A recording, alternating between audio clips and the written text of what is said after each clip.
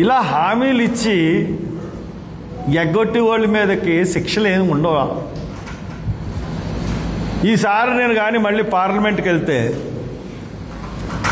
ఈ దొంగ హామీలు ఇచ్చిన వాళ్ళ మీద 420 కేసు పెట్టి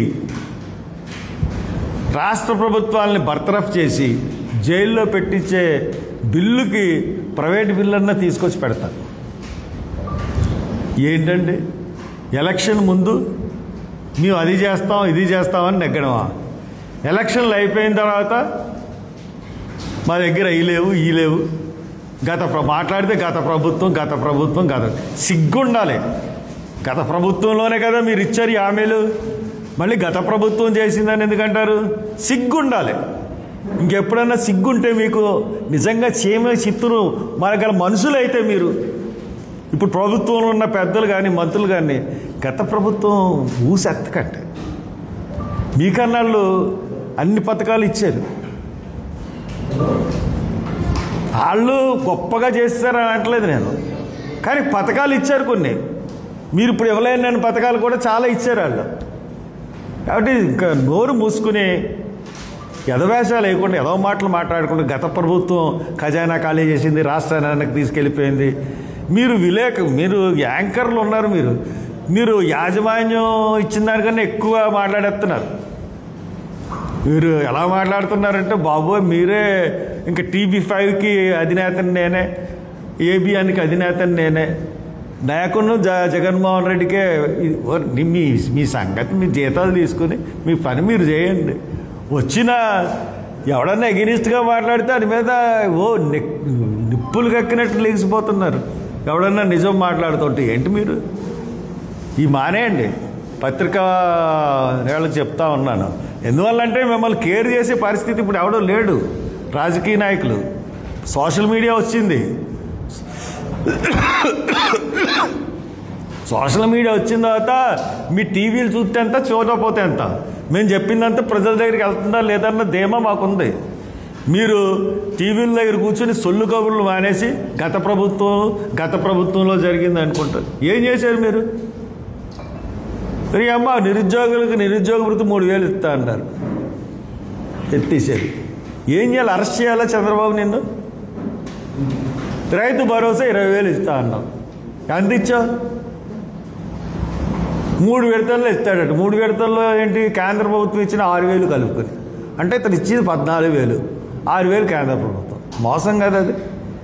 నువ్వు ఫస్ట్ నీ హామీలో కేంద్ర ప్రభుత్వంతో కల్పిస్తానని చెప్పావా? చెప్పలేదే. తల్లికి వందనం అది బడ్జెట్ ఎంత ఖర్చు అవుతుంది? నువ్వు ఎంతగా కేటాయింపు ఇచ్చావు బడ్జెట్లో? దాంట్లోనే తెలుస్తుంది నీ నిజాయితీ, నీ యొక్క ఇది. అంటే నువ్వు పూర్తిగా ఇవ్వలేదు, చాలామందికి ఎగ్గొట్టాలని ముందుగానే ప్రిపేర్ అయ్యావు. తల్లికి వందనం, ఇంకా 1,500 రూపాయలు మహిళలకి ప్రతి నెల జగన్మోహన్ రెడ్డి ఇచ్చాడు, నువ్వివ్వలేదు. ఇస్తానన్నావు, నిన్నేం చేయాలి? ప్రాసిక్యూట్ చేయాలి. ఇంకోటి ఉచిత బస్సు 3,000 కోట్లు అవుతుంది లెక్కేశారు, చేయలేదు, ఎత్తేసావు, చేతులు ఎత్తేసావు. ఎంతమంది? మొత్తం రాష్ట్రంలో ఉన్న మహిళలందరినీ మోసగించడమే కదా. మరి 420 అనకుండా మోసగించే సెక్షన్ ఏమంటారు? ఆ కేసు పెట్టాలి మీ మీద, మీ మంత్రివర్గం మీద, మీ మీద, మీ పార్టీ మీద. లేకపోతే ఇక ఏం చూసుకొని మీకు బడ్జెట్ అంటే ఏంటి? బడ్జెట్లో ఏముంది అసలు? 50 సంవత్సరాలు దాటిన ప్రతి ఒక్కరికి కూడా SC BC మైనారిటీలకి ఇచ్చేస్తాం పెన్షన్లు అన్నారు. దాని ఊసి ఏమన్నా ఉందా? దాని ఊసి లేదు. పోనీ ఆటో డ్రైవర్లకు 15,000 ఇస్తా అన్నారు, ఉందా? లేదు. పోనీ చేనేత కార్మికులకు 24,000 ఇస్తా అన్నారు, ఉందా? లేదు. మరి మీరు బీసీలకి 5,000 కోట్లతో ఒక నిధి ఏర్పాటు చేస్తాం, వాళ్ళకి రక్షణకి ఒక చట్టం తయారు చేస్తామన్నారు, దాని మౌసు ఉందా? బడ్జెట్లో లేదు. బీసీలుగా ఏం చేశారు? ఇకపోతే డ్వాక్రా సంఘాలకు వడ్డీ లేని రుణాలు ఇస్తానన్నారు. దానికి కేటాయించింది ఎంత, కేటాయించాల్సిందంతా కేటాయించింది ఎంత? 10 లక్షల రూపాయలు కాదు కదా, ₹1,00,000 రుణం కూడా ఇవ్వలేని పరిస్థితులకి తీసుకొచ్చారు.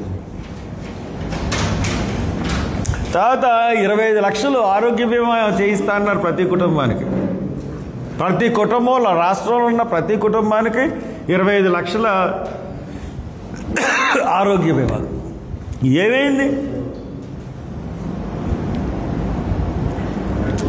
వేట విరామ సమయంలో 20,000 ఇస్తానని అంటున్నారు. బడ్జెట్లో కేటాయింపులు దాని గురించి అరకొరగా ఉన్నాయి. తర్వాత బీపీ షుగర్ వ్యాధులకు మందులు ఇస్తా అన్నారు. మరి ఆరోగ్య బడ్జెట్ పెంచేసే దాంట్లో అదే ఎందుకు మెన్షన్ చేయలేదు మీ బడ్జెట్ స్పీచ్లో? అంటే అది కూడా ఇస్తానన్న ప్రామిస్ అప్పుడు ఖచ్చితంగా చెప్పారు కదా, బీపీకి షుగర్కి వ్యాధిగ్రస్తులకు ఉచిత మందులు మేము ఇస్తామని.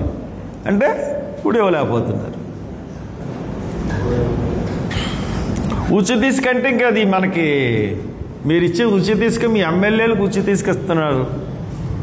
నేను మీలో ఎవరన్నా ఎప్పుడన్నా రాగలిగితే ప్రెస్ని తీసుకుని మీరు ఎవరన్నా మీ తెలుగుదేశం వాళ్ళు ఎవరన్నా మా ఇంటికి రాగలితే మీరు నిర్ణయించిన లేదా ప్రెస్ వాళ్ళు నిర్ణయించిన ఒక ఇసుక రేవుకి వెళ్దాం. అక్కడ ఉచిత ఇసుక ఎలాగా పంపిణీ అవుతుందో చూద్దాం. ఛాలెంజ్ చేస్తున్నాను మీ తెలుగుదేశం లీడర్లు ఎవరికన్నా సరే, అంటే నా స్థాయికి సరిపడే లీడర్లు, ఒక ఎక్స్ఎంపీ కానీ, ఒక ఎమ్మెల్యే కానీ, ఎక్స్ఎమ్మెల్యే కానీ, ఎవరైనా సరే రండి మనం వెళ్దాం. ఒక ఎక్స్ఎంపీ అయితే చాలా సంతోషం. మీరు ఎవరైనా వస్తే నేను వస్తాను, ప్రెస్ వాళ్ళు డిసైడ్ చేస్తారు. ఇక్కడికి వచ్చిన తర్వాత వెళ్దాం. మీరు ప్రెస్ వాళ్ళు డిసైడ్ చేస్తే ఇసుక ర్యాంప్కి వెళ్దాం. ఎంత ఉచితకి ఇసుక ఇచ్చేస్తున్నారో చూద్దాం. తర్వాత అన్నిటికన్నా దారుణం ఎస్సీలను మోసం చేయడం. 77 జీవో ఇచ్చాడు జగన్. దాంట్లో జగన్ ఇచ్చిన జీవోలో మేము చిన్నప్పటి నుంచి ఫీజు రియంబర్స్మెంట్ చదువుకుని ఈ స్థాయికి వచ్చాం. ఈ రోజున ఇక్కడ కూర్చుని నేను ఎంఎస్సి చదువుకుని ఇక్కడ కూర్చున్నానంటే ఫీజు రియంబర్స్మెంట్. అప్పుడు స్కాలర్షిప్స్ అనేవాళ్ళం మేము. ఆ పథకాన్ని జగన్ తీశాడు కాబట్టి జగన్కి ఓటేద్దని చెప్పాం మేము. కానీ మీరు ఆ పథకం ఇస్తానని చెప్పి మోసం చేశారు.